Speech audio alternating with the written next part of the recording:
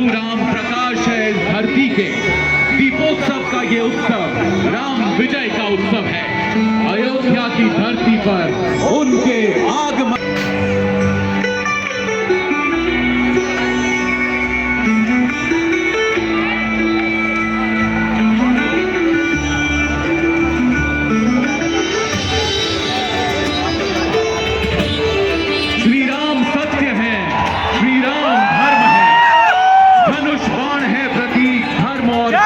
रक्षा के श्री राम के वचन का जब धर्म और सत्य की हानि होगी प्रभु आएंगे, धनुष बाण उठाएंगे धर्म की रक्षा के लिए।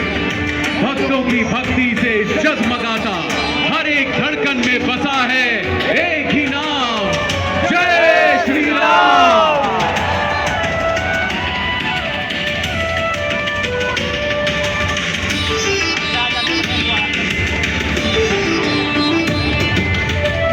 और कर्तव्य से बंधे श्री राम माता और पिता के वचन की रक्षा के लिए राजसी ठाट बाट छोड़ हंसते हंसते वन की ओर प्रस्थान कर गए। पत्नी धर्म से बंधी जनक नंदिनी सीता चल पड़ी श्री राम के संग। भाई के धर्म से बंधे लक्ष्मण उन दोनों के पीछे। प्रभु श्री उद्धार कभी तो शिव का परम भक्त होते हुए ज्ञानवान होते हुए भी मती मारी गई रावण